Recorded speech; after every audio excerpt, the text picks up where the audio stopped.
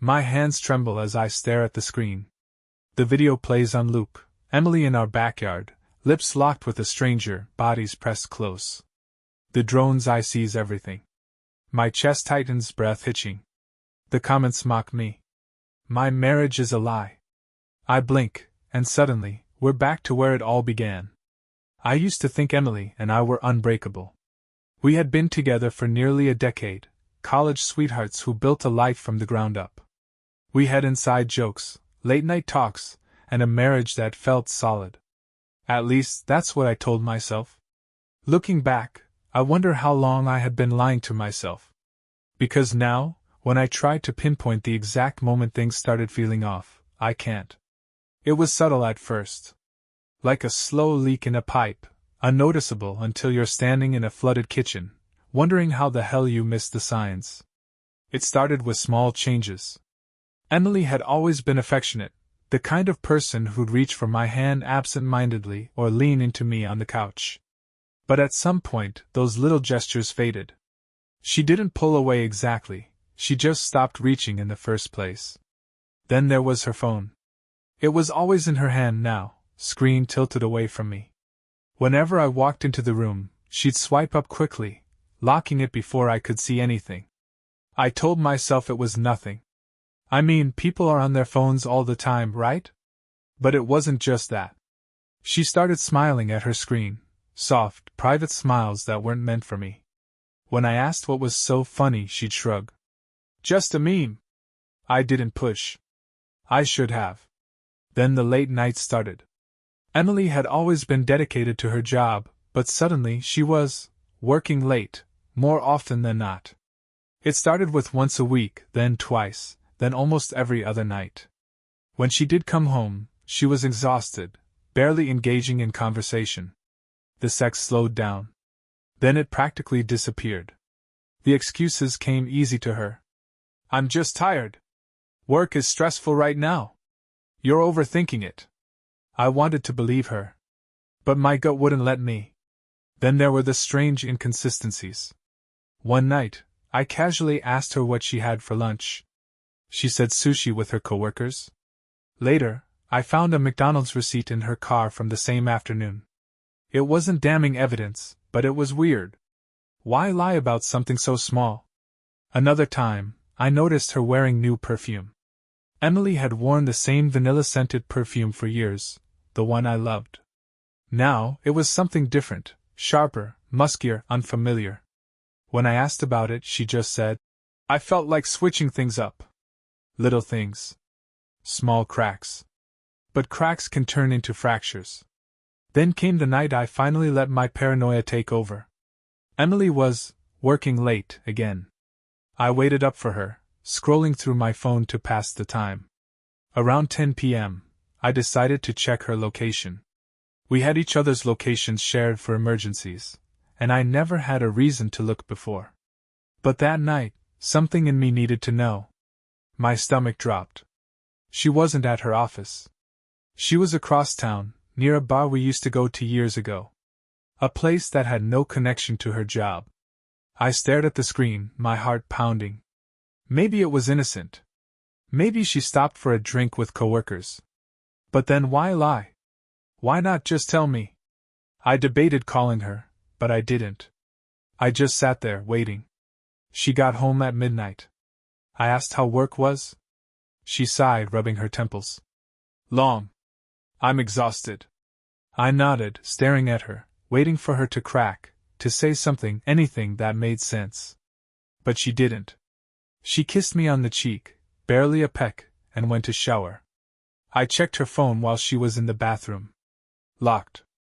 I didn't know the new passcode. That was when I knew. Not just suspected. Knew. She was hiding something. But I had no proof. No solid reason to confront her. If I accused her without evidence, she'd flip it on me, make me the paranoid, jealous husband. And maybe she was right. Maybe I was imagining things. So I stayed quiet. I watched. I waited. The tension between us grew, like a storm cloud hanging over our marriage. I started noticing the way she avoided eye contact, the way she'd sigh whenever I asked simple questions, the way she seemed more present in her phone than in our life together. Then came the moment I couldn't ignore. It was a Saturday afternoon. I was outside talking to Brian, our neighbor. He had just gotten a new drone and was excited to show off some aerial footage of the neighborhood. I wasn't paying much attention, just humoring him, really. And then, something caught my eye on his screen. A flash of movement. A familiar figure. Emily. My breath caught in my throat. Brian's voice was just background noise at this point. My body had gone cold, my heartbeat pounding in my ears. On his phone screen, clear as day, was Emily. In our backyard. With another man. I stared, my breath hitching, as the video played out in painful, high definition. At first, I told myself I was mistaken. That it was an old clip, a trick of the light, something, anything, to make sense of what I was seeing. But then she turned. I saw her face. Her smile. The way she looked at him. And then it happened. She kissed him. Not a casual peck. Not something that could be brushed off. This was deep, slow, intimate. The kind of kiss that tells you exactly what's been happening behind closed doors. My stomach twisted into knots. My hands clenched into fists. Brian, still oblivious, chuckled. Crazy how good these cameras are, right? I was just testing the drone out, getting some shots of the neighborhood, and I barely heard the rest. I forced my face into something that resembled normal. Nodded stiffly. Handed the phone back with a muttered, "Yeah, that's wild." Then I walked away. Every step felt like moving through quicksand. My house, my home, suddenly felt suffocating. My hands trembled as I pushed open the front door. I didn't stop. Not in the kitchen, not in the living room. I went straight to the bathroom, locked the door, and pulled out my phone. I needed to see it again. I searched for Brian's page. My breath caught in my throat when I saw the video had already been uploaded. Public. For a second, I told myself it was fine, maybe no one had noticed. But when I clicked on the post, my stomach dropped. The comments were already rolling in. Small blue diamond. Wait, isn't she married? Small blue diamond. Holy shit, that's in their backyard? Small blue diamond. Damn, imagine finding out like this. Small blue diamond. Tag him. That last one hit me like a punch to the gut. Someone had already tagged my name. I felt sick. This wasn't just a private betrayal anymore. It wasn't just me who knew. Everyone knew. Neighbors. Strangers. People I hadn't spoken to in years. They were all watching my life fall apart in real time. I clenched my jaw, forcing down the bile rising in my throat. My mind raced, flipping through every excuse, every denial Emily had ever given me. The late nights. The sudden change in perfume. The way she pulled away from me in bed. I had been looking for proof. Now, I had more than enough. I closed the app, my hands shaking, and took a deep breath. I needed to think. To be smart. If she had been reckless enough to do this in broad daylight, in our own backyard, then there had to be more. I started digging. First, our shared Uber account. Dozens of rides to places I didn't recognize, bars across town, a hotel. The same hotel. Over and over again. Then our phone records. Repeated calls and texts to an unknown number. The same number. Every night for weeks. I took screenshots of everything. Saved the video. If she wanted to lie, she wasn't going to have a way out. I sat there for hours, staring at the evidence, until my phone buzzed. Emily, hey babe, heading home soon. Want me to grab dinner? Dinner. Like she hadn't just spent the afternoon wrapped around another man. I exhaled slowly, forcing my hands to steady. My first instinct was to call her out immediately, to tell her I knew, to watch her scramble for an excuse. But no. Not yet. I needed to see her lie to my face. One last time. I texted back. Yeah. Get whatever. Then I put my phone down, leaned back against the wall, and stared at the ceiling. This marriage was already over. She just didn't know it yet. I sat at the kitchen table, staring at nothing, waiting. My fingers tapped against the wood, the only sound in the house besides the faint hum of the refrigerator. My heart wasn't racing anymore. It had slowed, steady and cold, like a storm settling before it wrecks everything in its path. Emily walked through the front door like nothing was wrong. She was dressed casually, leggings, a hoodie, her hair tied up in a messy bun. In her hand was a plastic bag from some takeout place. "Hey, babe," she called out, tossing her keys onto the counter. "I got Thai. Hope that's okay." I watched her. Just watched. She didn't seem nervous. No guilt in her eyes. No hesitation in her voice. How many times had she done this? Walked in like nothing had happened, kissed me goodnight, then gone to bed after spending the afternoon with him? She turned and finally looked at me. "What's wrong?" I almost laughed. The audacity. The fucking audacity. I forced my voice to stay even. "Long day." She sighed, kicking off her shoes. "Tell me about it. Work was insane. Meetings back to back. I barely had time to eat lunch." Line number 1. I tilted my head. "Yeah? Where'd you eat?" It was a test. A simple question. A noose tightening around her neck. She didn't even blink. "My office. Just grabbed a salad from downstairs."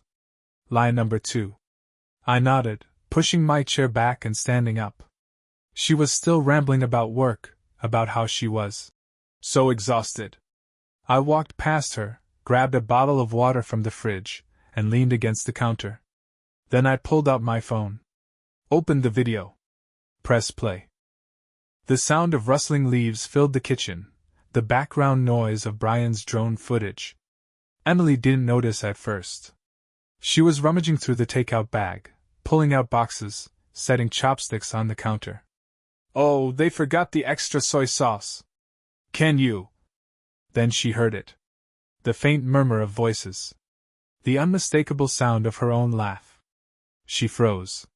Slowly, she turned to face me, her expression shifting from casual to cautious.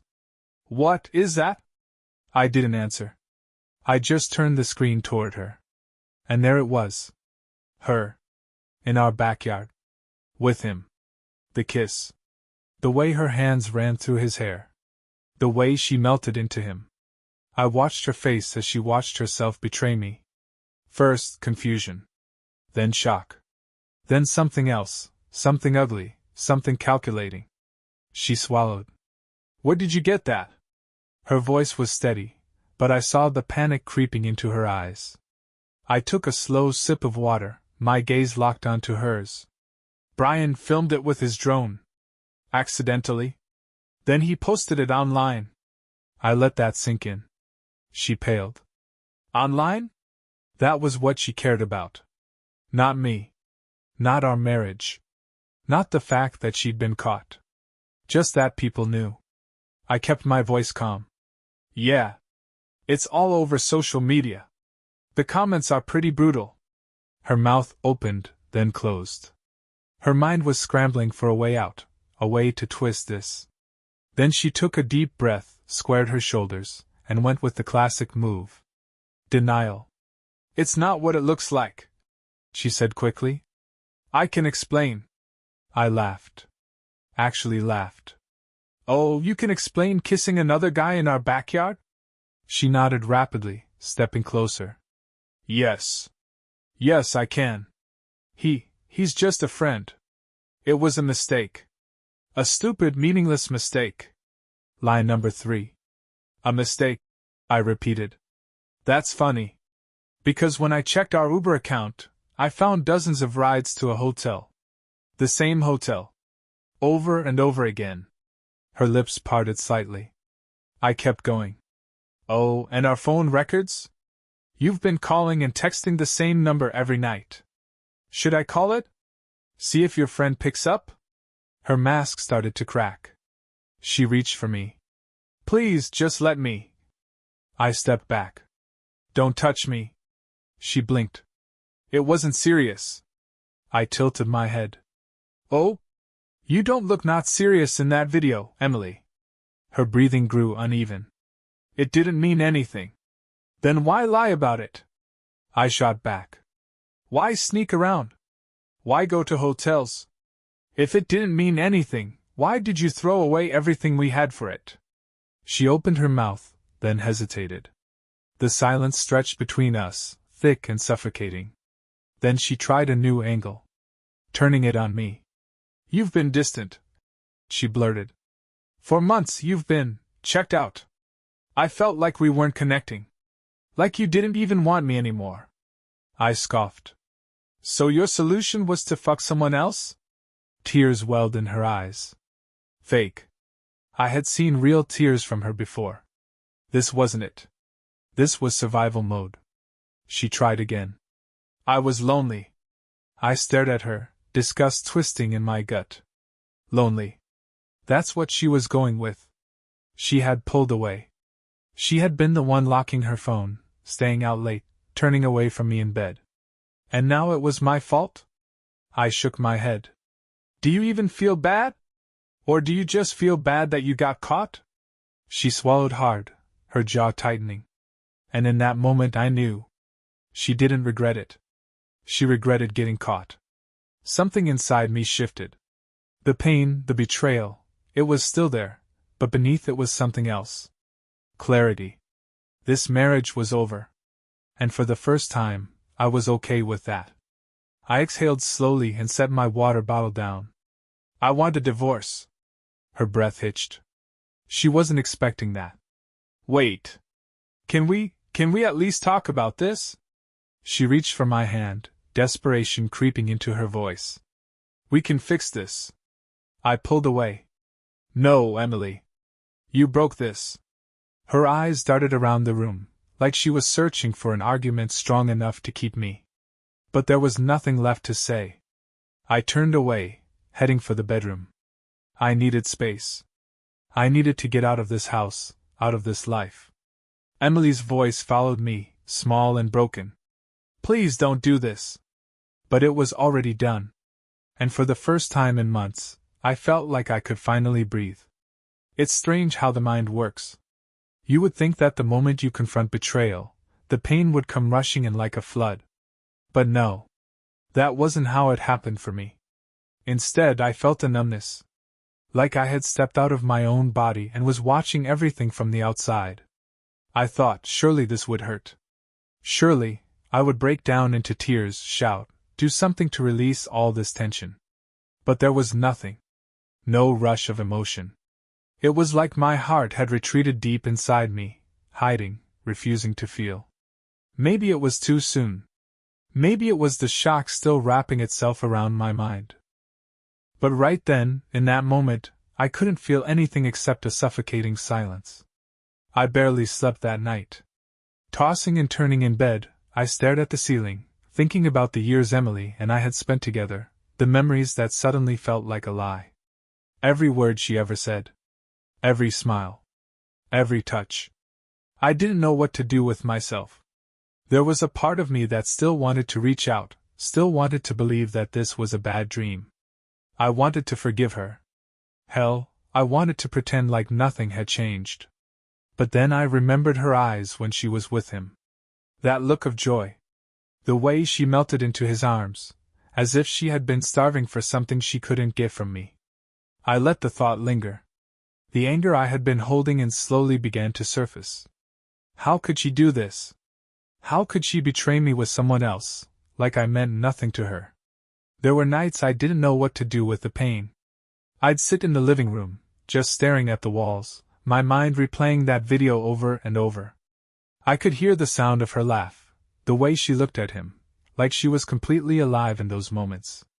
Meanwhile, I was the fool, sitting at home, believing everything was fine. It's funny how when someone you trust so completely betrays you, you don't know what to feel anymore. You question everything. Your judgment, your sanity, your worth. You wonder what you did wrong, what you missed, what signs you ignored. Did I do this to myself? Did I push her away without even realizing it? But the truth kept cutting through those doubts. This wasn't my fault. The hardest part wasn't just the betrayal. It was the lies. The way she had looked me in the eye for months, telling me she loved me, asking me how my day was, while all along, she was sneaking off with someone else. The betrayal of my trust wasn't just physical, it was emotional. It was the premeditated lies. The "I love you" as that meant nothing. I kept telling myself that I wasn't weak. I wasn't broken. That I was better than this. But it didn't stop the aching loneliness that started to take root in my chest. There were moments when I couldn't even look at her. She tried to talk to me, tried to explain herself, but every word felt like a slap in the face. She was so full of excuses. "I didn't mean to hurt you," she'd say. "It was just one mistake. It didn't mean anything." But I wasn't an idiot. I wasn't some naive man she could easily manipulate anymore. I knew the truth now, and the truth made her words seem empty. What hurt the most was knowing that this was the end. I had loved her. I had trusted her. And she had destroyed it all. I couldn't go back. Not now, not after everything I had seen. But it wasn't just the relationship that had been shattered. It was the future we had built together. The life we were supposed to share, the plans, the dreams. All of it was gone. And for a long time, I didn't know how to move forward. I tried to talk to friends, tried to reach out to people who had been there for me before. But the words never came. What could I say? She cheated on me. How could I say that without sounding like a failure?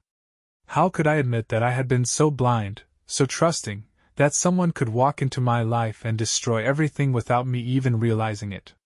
But no matter how many times I told myself I had to move on, the ache remained. There were days when I would wake up and reach for my phone, only to remember that she had blocked me on everything, another silent rejection.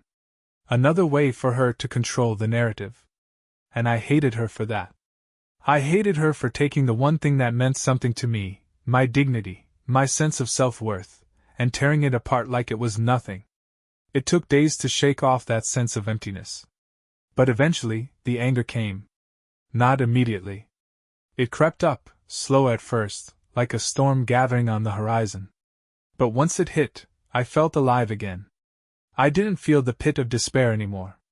Instead, I felt a rage so powerful it drowned everything else out. Every time I thought about her, every time I remembered what she had done to me, that anger flared up like a wildfire. I was furious. Furious at her. Furious at myself. Furious that I had let it get this far. But I knew one thing for sure. I was not going to let her win. I wasn't going to let her guilt me into staying, into forgiving her for what she had done. I wasn't going to be the man she walked all over anymore. I didn't owe her forgiveness. I didn't owe her anything. The hardest part was finally realizing that I was worth more than the betrayal. That I deserved more than the lies and the excuses. And so, I made a decision. A choice to start over. To pick up the pieces and rebuild myself. It wouldn't be easy. But I was going to fight. Fight for my own peace. Fight for my own happiness. Because I wasn't going to let her define me. Not anymore. I was going to take my life back. I remember the moment I made the decision. It wasn't some grand, emotional epiphany. It wasn't a sudden rush of clarity that swept over me. It was simple, a realization that I could no longer live in the aftermath of her betrayal. I had to take control. It wasn't just about ending a marriage. It was about finding myself again. Finding my worth outside of the woman who had broken me. Because that's what she had done, she had taken a part of me. A part one wasn't sure I could get back. But I had to try.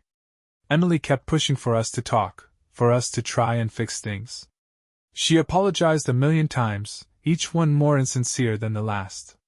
She tried every angle, guilt, anger, begging. But I had heard it all before. The words had lost their meaning long ago. She didn't love me. I was no longer her priority. The man in that video, he was. And no matter how many times she told me it was a mistake, that it was a one-time thing, I couldn't forget what I saw. What I felt. The day I called a lawyer was the moment I started to feel like myself again. It wasn't a decision I made lightly. I sat in that office, listening to the lawyer explain the logistics of a divorce, but the weight lifted off me with every word. For the first time in weeks, I felt a sense of purpose. I could do this. But it wasn't just about separating our assets. It wasn't about the house or the money or the material things we had built. It was about getting out of this toxic relationship that had consumed me for too long.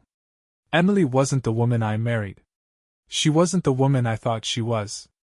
She had shown me who she really was: selfish, manipulative, and ultimately, heartless. When I finally told her the truth, that I had hired a lawyer and was moving forward with the divorce, she broke. She cried. She begged me to reconsider. She told me that we had too much history to just throw it all away. But I couldn't be swayed. I had already made up my mind. She kept saying, "I love you, please don't leave me." But love wasn't enough. Love didn't erase the damage she had done. Love didn't fix the broken trust. And no matter how many times she said it, I couldn't hear it anymore. The anger I had been holding on to softened over time, replaced by a calm certainty. The decision was final. I realized that I wasn't scared anymore. I wasn't afraid of being alone. I wasn't afraid of what came next. I wasn't afraid of her. When we finally signed the papers, I felt nothing but relief. There was no sadness, no lingering regret. Just a quiet peace that washed over me, confirming that this was the right choice. Walking out of that office, I knew it wasn't the end of my story. It was the beginning of a new chapter. I still had a lot to figure out. I had to heal, to rebuild my trust, my life. But I wasn't going to let her take any more of me. Not my self-respect, not my happiness. For the first time in months, I looked forward to the future. The weight that had been crushing me for so long was gone. And as painful as the journey had been, as raw as it felt, I knew I was stronger for it. I had a choice, and I chose me. I wasn't going to be a victim. I wasn't going to let her narrative define me. I wasn't going to let the pain of betrayal control me. I was going to rise from this. And I was going to live my life on my terms. Because I was more than just the man she cheated on. I was more than the broken pieces she left behind. I was whole. And the world had so much more to offer than the life I had spent years building with her. This was my chance to start over. To find happiness again, to rediscover what I loved, to see the world with fresh eyes. I was ready. And I was going to be okay. Looking back, I've learned a lot from this experience. It wasn't just about betrayal. It was about understanding my own worth. About realizing that no one, no matter how much you love them, should have the power to destroy you. I spent too many years believing I wasn't enough. But I was. I was enough. What happened with Emily taught me that I deserve honesty, respect, and loyalty. I learned that no matter how much time you've spent with someone, if they can lie to your face and betray you without a second thought, they never truly valued you in the first place. In the aftermath, I discovered a side of myself I didn't know existed. A strength that had been buried under years of complacency. I began to focus on myself again, on my health, my hobbies, the things I had put aside for the sake of a relationship that wasn't as real as I thought. Now, I know that I'm capable of moving forward. I don't need anyone's approval, not even Emily's. I'm the one who defines my future, and I choose to make it a good one. If you're going through something like this, if you've been betrayed, know that it's okay to feel broken. But don't stay there. Don't let the pain become your identity. You are more than the betrayal you've experienced. You are worth more. Sometimes, the hardest part is letting go. But once you do, you'll find peace in the space you've created for yourself. The journey isn't easy, but it's yours to take. And you can make it through. You are stronger than you know. You are enough.